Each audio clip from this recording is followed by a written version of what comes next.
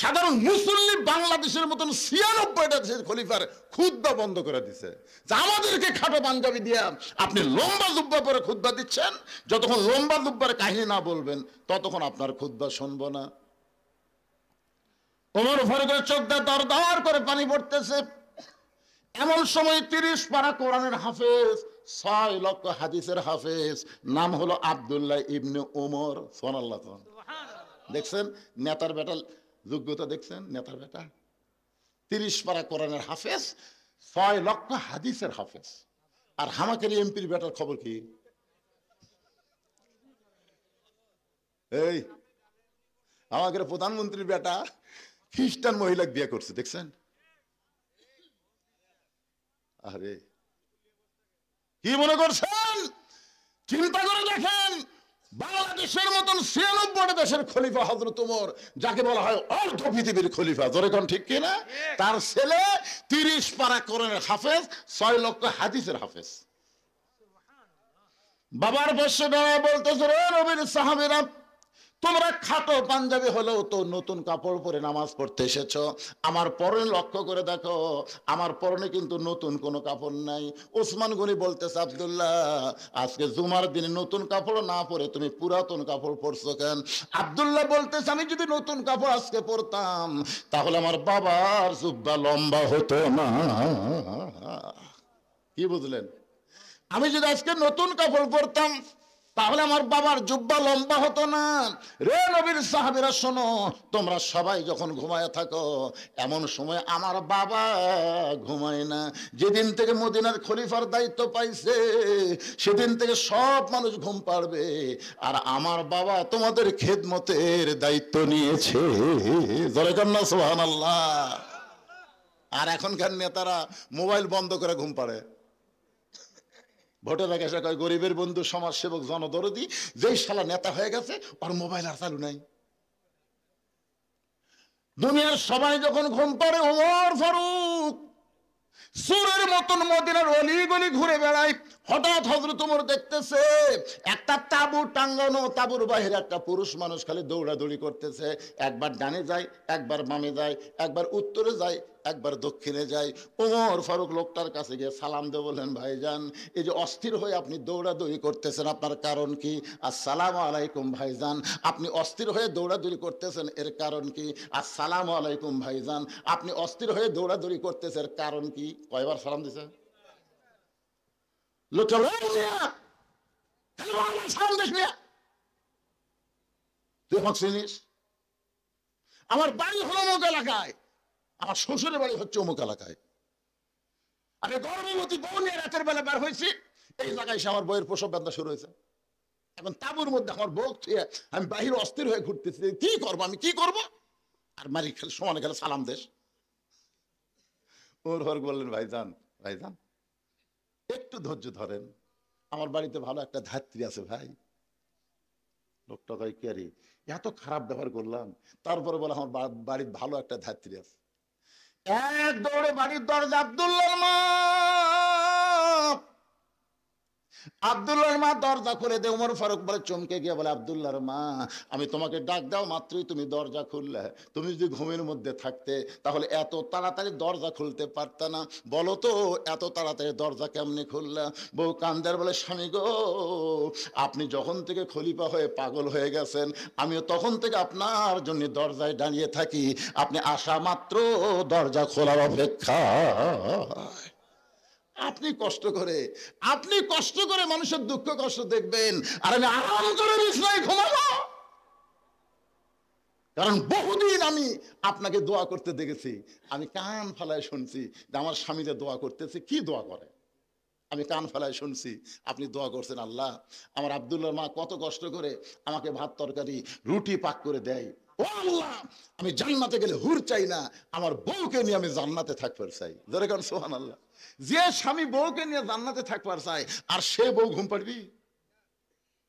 ওমর ফারুক বলতেছে, তাহলে চলো, জান্নাত তো ৮টা, আর একটা জান্নাত কামাই করি। বই আমি মনে করছিলাম যে আজকে মানুষের কষ্ট ভুলে যায়, বইয়ের কষ্ট মনে করে তাড়াতাড়ি আপনি বাড়িতে আসলেন, আর আসে আবার আর একটা যান, চলেন। তারপর অন্য পাশে যে ঢুকে দিয়েছে বউকে, বিবি রে একজন মেয়ের বাচ্চা যদি কেউ ধাত্রী হয়ে ধরে, আল্লাহ তারে খুশি হইয়া জান্নাতের খোঁজ খবরই দেয়। বাচ্চা হয়ে গেছে, এখন তাঁবুর ভিতর থেকে ওমর ফারুকের বউ বলতেছে, ইয়া আমিরুল মুমিনিন, আপনার বন্ধুকে খবর দেন, সে একটা সুস্থ সন্তানের বাবা হয়েছে। যেই বলছি আমিরুল মুমিনিন, আপনার বন্ধু খবর দেন, ওর অবস্থাটা কি? তিনবার সালাম দিচ্ছে, আমি সালাম তো লেইনি, যেই রাগ করা করছে আমিরুল মুমিনিন, যে রাস্তা দেখলে শয়তান 40 দিন যায় না, আমার অবস্থা কি এখন? দুই হাত থরথর করে কাঁপতেছে, আমি ভুল করেছি, বেয়াদবি করেছি। ওমর ফারুক বুকের মধ্যে নিয়ে বলে, ভাইজান, যেদিন থেকে খেলাফতের দায়িত্ব নিয়েছি সেদিন থেকে আমার সুখ মাটি করে তোমাদের সুখ শান্তির চিন্তা কলিজার মধ্যে নিয়েছি। ধরে কোন সুবহানাল্লাহ। রে দুনিয়ার সাহাবীরা শোনো, তোমরা সবাই যখন ঘুমায় যাও, আমার বাবা তখন ঘুমায় না, আমার বাবা চুপি চুপি আমার দরজায় গিয়ে বলে, আব্দুল্লাহ, ও আব্দুল্লাহ, একটু দরজা খোল। আমি দরজা খুলে তাকায় দেখি বাবার হাতে একটা পাঞ্জাবি। আমি বললাম, বাবা, এই গভীর রাতে আপনি আর একটা পাঞ্জাবি দিবে রাইছেন? বাইতুল মাল থেকে আমি একটা পাইছি বাবা, নতুন করে আর একটা দিবে রাইছেন। সঙ্গে সঙ্গে ওমর ফারুক বললেন, ইন্নাল্লাহা ইয়ামুরুকুম আন তুআদ্দুল আমানাতি ইলা আহলিহা ওয়া ইযা হাকামতুম বাইনান নাস আন তাহকুমু বিল আদল। আব্দুল্লাহ রে, তোরা আর একটা পাঞ্জাবি দিবার আসিনি বাবা, এই পাঞ্জাবিটা আমার ভাগে পড়েছে, এইটা পরলে আমার হাঁটু পর্যন্ত ঢাকে না। এখন বললে, আব্দুল্লাহ, আমি এত খাটো পাঞ্জাবি পরে যদি ইমামতি করবার যাই তাহলে কেমন লাগে? তোর পাঞ্জাবিটা আমাকে দান করে দে বাবা, তোর পাঞ্জাবিটা আমাকে দান করে দে। আব্দুল্লাহ বলে, আমার নতুন পাঞ্জাবি আমার বাবাকে দান করে দিলাম।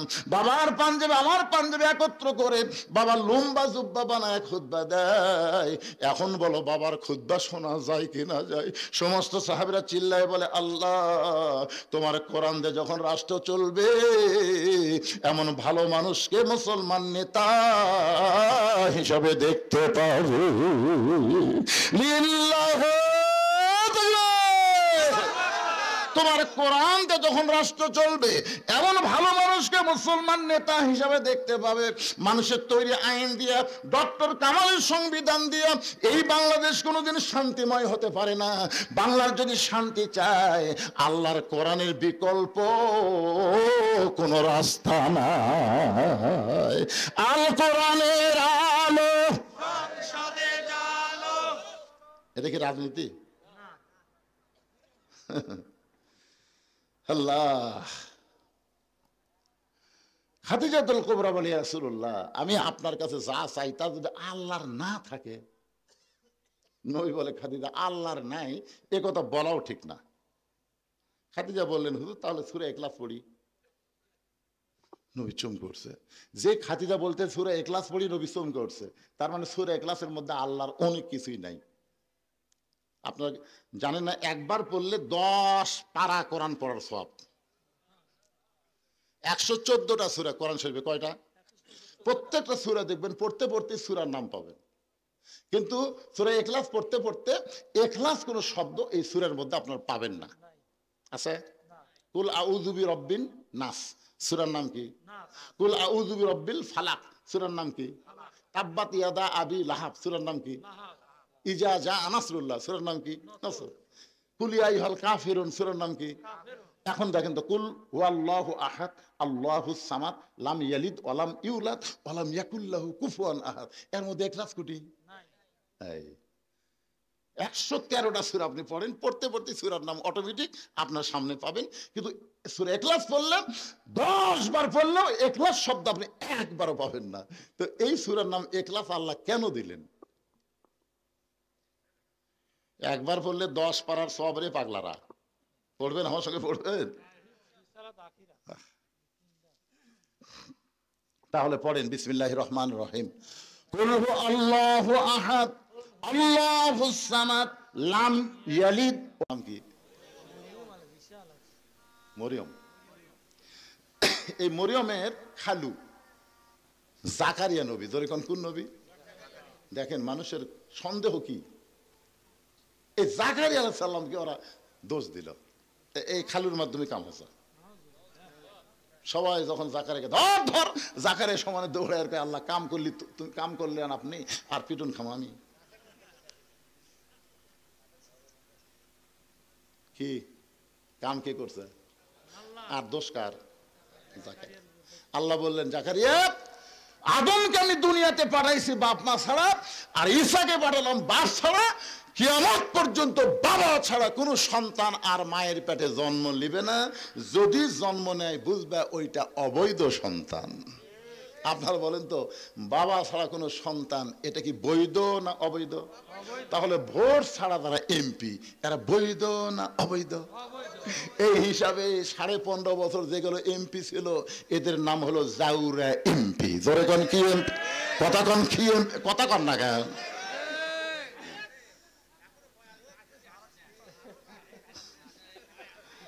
এই আজকের হেডলাইন দেবার জাউরা এমপি।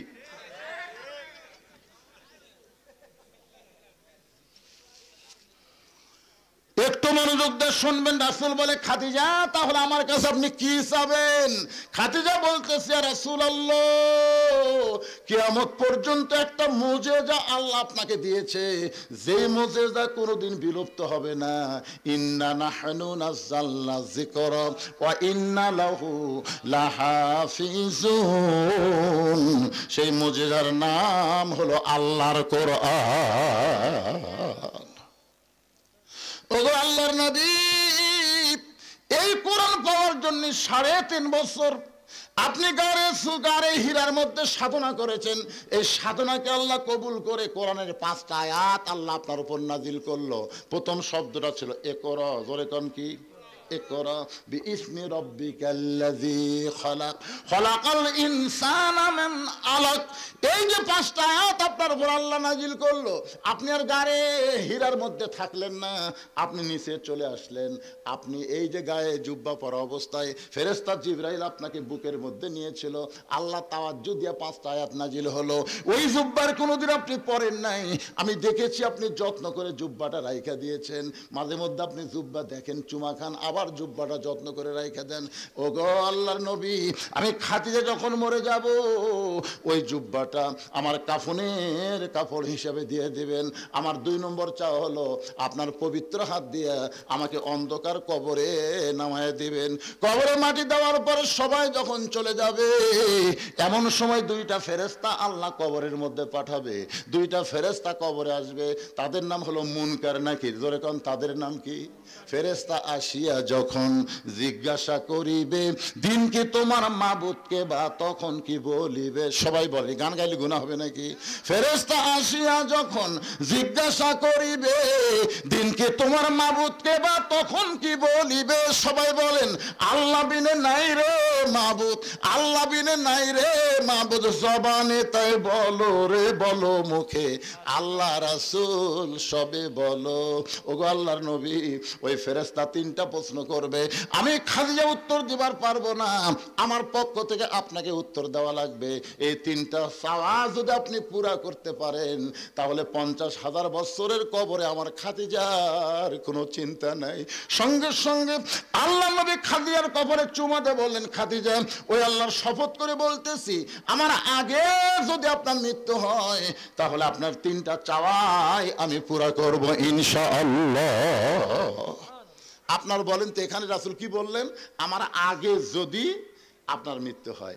এই কথার দ্বারা রাসূল বুঝালেন কে কখন মরবে এটা আল্লাহর নবীও আর আমাদের গোরা জানে তো, জানে না? 5 তলার উপর তলাত শুয়ে থেকে, এ বাড়ি আমার, 1.5 লাখ টাকার খাটের উপরে 12,000 টাকার কম্বল গাওয়ার দেখে হয়, আমার বাড়ি আমার ঘর, আমার নামাইকে ওরে তোমার চাদর দেয়, আমাকে নামাবি কে? রাত 3টার সময় একটা ভূমিকম্প।